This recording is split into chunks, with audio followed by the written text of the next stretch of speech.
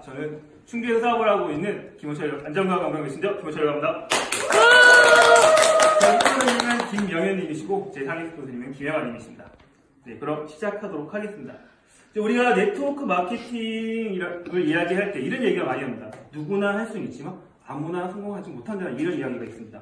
그렇기 때문에 그렇다고 해서 이런 사람만 성공하는 건 아니에요. 돈이 많은 사람, 또는 인맥이 아주 넓은 사람, 또는 어떠한 능력을 가진 사람, 예를 들어서 말을 아주 잘한다던가 아니면 영업을 아주 잘한다던가 이런 사람만 성공하는 건 분명히 아닙니다. 하지만 일부 회사에서는 이러한 능력을 가진 사람들만 성공하는 회사가 있대요. 이런 회사가 성공할 수 있는 회사일까요?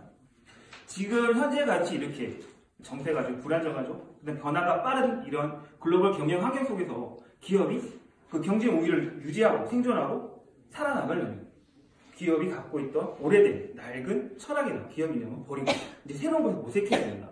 네트워크 마케팅도 마찬가지입니다. 소위 전문가라고 지칭하는 사람들이 이런 얘기를 해요. 네트워크 마케팅에 성공하기 위해서는 다음 5가지 조건을 모두 충족해야만 이런 무한 경쟁 속에서 회사가 살아남고 유지해 나갈 수 있다고 합니다. 그럼 과연 그들이 얘기하는 성공 조건이 뭘까요? 그걸 지금부터 같이 한번 이야기 나눠보도록 하겠습니다. 그 첫 번째는 그 회사가 주식이 상장이 되어 있느냐 되어 있지 않느냐를 살펴보셔야 됩니다. 그 회사가 상장이 된다는 의미는 투자의 기회도 넓어지지만 그 회사가 가진 지위기, 자본, 이익뿐만 아니라 고객관계 이런 모든 것을 인정을 받는다는 의미입니다. 그렇기 때문에 주식이 상장이 되어 있느냐 되어 있지 않느냐도 살펴봐야 되고요. 그리고 어떤 증권거래소에 이 회사가 상장이 되어 있느냐 이 부분도 살펴보셔야 돼요. 이러한 기준들이 그 회사의 신뢰를 살펴볼 수 있는 가장 객관적인 자료가 되기 때문이죠. 두 번째 조건이 바로 회사의 자체 생산력을 보셔야 됩니다. 우리가 일명 네트워크 마케팅을 이야기할 때 이런 얘기를 해요. 네트워크 마케팅은 유통 과정을 모두 없애고 생산자와 소비자를 직접 연결해줘서 그 유통 과정에 있었던 이런 자금들을 이 양질의 제품을 만들 수 있기에 생산자에 올려주고 그것을 양질의 제품을 적당한 가격에 소비자는 구매할 수 있는 이런 시스템을 갖고 있는 걸 네트워크 마케팅이라고 합니다. 하지만 자체 생산량이 떨어진다? 내가 생산할 수 없는, 자체 생산을 할 수 없는 회사들은 어떻게 할까요? 다른 업체도 맡겨요. 우리가 OEM이라고 해서 위탁 생산을 맡깁니다. 그렇게 되면 또 다른 유통 구조가 발생하게 돼요. 그렇게 되면 당연히 이익이라든지 수당이 줄어들 수밖에 없게 됩니다. 사실은 이거보다 더 큰 문제는 이렇게 OEM 방식으로 위탁 생산을 하게 되면 가장 큰 문제는 제품의 질이 떨어진다는 거죠. 위탁 생산을 하면 위탁 생산하는 업체도 하나의 영리단체입니다. 그 회사들도 내가 돈을 벌어야 돼요. 그러려면 어떻게 해야 되죠? 이만큼을 받아서 생산을 해야 되는데 하려면 당연히 원가를 줄여서 원재료비가 작은 원료를 사서 제품을 만드는 거죠. 그럼 당연히 제품의 질이 그만큼 떨어진다는 겁니다. 그래서 우리는 자체 생산량이 70% 넘는 회사가 성공 조건에 들어간다고 이야기를 해요. 자, 세 번째는 법적 보호를 받느냐 받지 않느냐를 살펴보셔야 돼요. 이 법적 보호를 받는다는 것은 직접 판매 공제조합에 가입되어 있는지 없는지 여부를 파악하라는 의미입니다. 우리나라엔 다단계 네트워크 마케팅 회사가 과연 몇 개나 있을까요? 많죠. 제대로 아시네요. 정답입니다. 3,000개나 있답니다. 상상도 못했어요. 3,000개나 있습니다. 그 중에서 이 직접 판매 공제조합에 가입된 업체는 몇 개가 될까요? 네, 50개밖에 안 됩니다. 불과 50개. 그 직접 판매 공제조합에 가입되지 않는 회사에서 어떤 만약에 문제가 발생해서 어떤 소비자든 사업자든 긍정적으로 문제가 발생했을 때 그것을 보호받지 못한다는 이야기입니다. 하지만 직접 판매 공제조합에 가입된 회사에서 이런 문제가 발생해도 최대한 1,500만 원까지 보상을 받을 수 있다고 합니다. 그래서 이게 바로 중요한 요소죠. 네 번째는 그 회사가 글로벌 기업인지 아닌지를 살펴보셔야 돼요. 글로벌 기업이라고 해서 반드시 외국계 기업이라고 의미하는 건 아닙니다. 글로벌적으로 사업이 가능한 회사라는 의미입니다. 예를 들어서 내가 현재 한국에서 사업을 하고 있습니다. 하지만 제가 계속 한국에 머물지는 않을 거예요. 나중에 계속 혹시 이민을 가든 유학을 가든 가까운 미국을 가든 유럽을 가든 가까운 중국이나 일본으로 제가 이동을 할 수 있어요. 거기에 가서도 내가 현재 한국에서 인프라 구축을 하고 매출의 구조를 각 시대 갖고 있는 이런 시스템을 그대로 가지고 가서 계속 이어서 갈 수 있는 회사. 이 부분도 중요한 요소입니다. 자, 마지막으로 중요한 것은 바로 회사력을 보셔야 됩니다. 보통 회사가 창립이 되고 한 5년, 10년이 되면 많은 대부분의 회사들이 도산되고 폐업이 되어버립니다. 오죽했으면 미국에서는 5년이 되지 않은 회사에서는 세금을 받지 않는데요. 왜 세금을 받지 않나? 무너질 수도 있기 때문에 차라리 너희들이 내는 세금을 가지고 너네 기업의 생존력을 더 올려라. 이런 의미를 가졌다고 합니다. 하지만 네트워크 마케팅도 마찬가지예요. 네트워크 마케팅에서 내가 열심히 사업을 했어요. 근데 불과 1년 만에 없어졌어요. 그럼 나는 어떻게 하죠?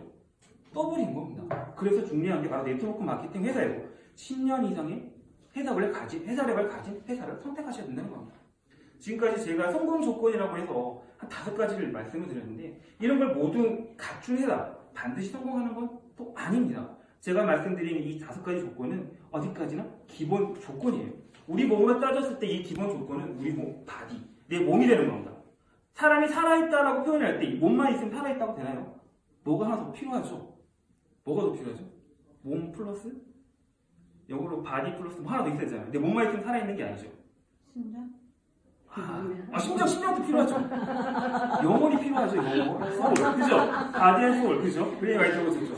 바로 소울에 해당되는 부분이 있어야 됩니다. 그게 바로 회사의 경영 이념, 철학, 뭐 이런 창립자의 마인드 이런 부분들이 바로 영혼에 들어가는 거죠. 제가 오늘 여러분들께 말씀드리고 싶은 거는 이 안정적인 회사 운영감, 그죠? 양질의 제품을 생산할 수 있는 구조가 모두 고루 갖춰져야 된다는 이야기입니다. 계속해서 이야기를 나눠보면 우리가 회사가 기본적인 매출 구조를 살펴보면 5가지 정도로 회사가 운영이 됩니다. 100%라고 봤을 때 5가지 구조를 보는데 우선 물건을 만들기 위해서 원자재가 필요하죠. 그죠? 원자재비, 그죠? 세금을 그 일하는 사람들 돈 월급 줘야 되죠? 수당 필요합니다. 그죠? 나라에 세금도 내야 돼요. 세금 필요해요. 그리고 뭐 필요하죠? 우리 회사 이익도 봐야 됩니다. 회사 이익도 필요해요. 그 나머지 정기세도 내야 되죠. 뭐 기타 운영할 수 있는 일반 경비 5가지 요소로 이루어집니다. 이 요소를 총 100%라고 표현을 했을 때 세금은 고정되어 있는 거죠. 10에서 13% 정도 고정되어 있기 때문에 논외로 보고 수당은 평균 모든 회사가 45% 선에서 맞춰진다고 합니다. 그리고 회사 이익도 12%에서 17% 정도 고정이 돼요. 나머지가 바로 원가비와 일반 경비로 들어간다고 해요. 그럼 우리가 이제 원자재에 대해서 한번 이야기를 나눠보도록 하겠습니다. 원가비. 보통 일반 기업에서 원가비를 얼마나 쓸까요? 그리고 우리 유산원에서 과연 얼마나 쓸까요? 정답 아시는 분? 다들 아시죠? 그렇죠. 너무 잘하십니다. 맞습니다. 유산원에서 무려 23%를 쓴다고 해요. 놀라운 수치입니다. 우리가 알고 있는 일반 기업에서는 원가비가 불과 3%밖에 되지 않아요. 뭐 여러 가지 예가 있겠지만 일례로 우리 커피숍에서 마시는 4,000원, 5,000원짜리 커피 원가 얼마 들어가죠? 200원, 100원 정도밖에 되지 않는다고 합니다. 그 정도로 작겠어요. 그나마 원가비를 좀 더 많이 쓴다고 하는 제약회사가 5%, 그리고 기능식품 회사가 13% 평균적으로. 근데 같은 기능회사 식품이지만 우리 유산원 같은 경우는 그 평균보다 오히려 10%가 높은 23%를 사용한다는 겁니다. 어마어마한 수치입니다. 이런 회사들이 만약에 어려움이 닥쳤을 때, 예를 들어 2007년에 있었던 서브프라임 모기지론 사태나 그 이듬해 있던 2008년에 됐던 리먼 브라더스 그 사태, 이런 금융 사태가 일어났을 때 전 세계 기업이 휘청휘청 거렸어요. 많이 힘들었습니다. 그때 회사들이 생존하기 위해서 어떤 행동을 취했을까요? 살아남아야 되죠. 어떻게 할까요? 수당 줄일 수 없죠. 그렇죠? 원가비 줄이고 원가비 이익을 줄일 수는 없으니까 원가비 줄이고 수당을 줄이고, 수당 줄이는 건 뭐 근로자를 자르거나 아니면 월급을 줄이거나 여러 가지 조치를 취했었죠. 그렇게 생존을 했습니다. 그래서 그런 회사들이 똑같이 얘기를 했습니다. 일각에서는 유산하다 원가비 이만큼 쓰지만 결국에 유산하다 살아남기 위해서는 원가비를 줄였을 거다. 하지만 유산화 원가비 줄이지 않았습니다. 23% 그대로 고집을 했고요. 수당 줄이지 않았어요. 모든 이 부분 소비자와 사업자에 대한 약속입니다. 그리고 세금은 고정되어 있으니까. 그리고 회사 일반 경비 또한 워낙 적게 썼기 때문에 더 이상 줄일 것도 없어요. 남은 건 하나 뭐죠?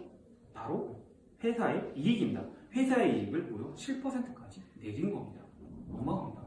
왜 그랬을까요? 유산하는 회사가? 바로 약속입니다. 유산하는 회사의 기업 이념, 윤리, 철학, 그 다음에 창립자의 마인드죠. 세상에서 가장 건강한 가족. 유산하는 회사가 가진 철학과 이념, 바로 약속 중에 소비자에게 양질의 제품을 선사하면서 그들에게 가장 건강한, 세상에서 가장 건강한 가족을 만들어주겠다는 소비자와의 약속, 그리고 그런 이념을 등에 업고 열심히 회사를 홍보하고 알리는 이 사업자들에게 수당을 지급해 주겠다는 그런 약속, 바로 이 약속들이 바로 유산화가 가지고 있는 철학이죠. 유산화는 이렇게 우리를 위해서 회사의 이익보다는 우리 세상에서 가장 건강한 가족들을 위해서 이 이익을 나눠주고 있는 그런 회사입니다. 하지만 이런 회사가 있답니다. 그들은 통신 판매를 해요. 그런데 가장 많이 판매하는 제품이 영양제랍니다. 더 웃긴 건 뭔지 아세요? 세제를 만드는 회사가 있어요. 세제를 만드는 회사한테 불구하고 판매 1위가 영양제랍니다. 믿어지시나요? 그들은 자체 생산력도 없는데 어떻게 영양제가 1위가 됐을까? 그들이 자체 생산도 없이 오히려 외국 위탁 상태를 하면서도 과연 유산화만큼 23%만큼 수치를 놀라운 수치를 갖고 있는 원가비를 써서 제품을 만들었을까? 상상이 되지가 않습니다. 만약에 제가 여러분들께 묻고 싶은 게 있습니다. 만약에 그런 회사에서 만든 영양제를 드시겠습니까? 유산에서 만든 영양제를 드시겠습니까? 또 만약에 그런 회사에서 일하고 싶으세요? 유산에서 일하고 싶으세요? 답은 정해져 있죠? 그 대답의 몫은 여러분에게 맡기겠습니다. 감사합니다.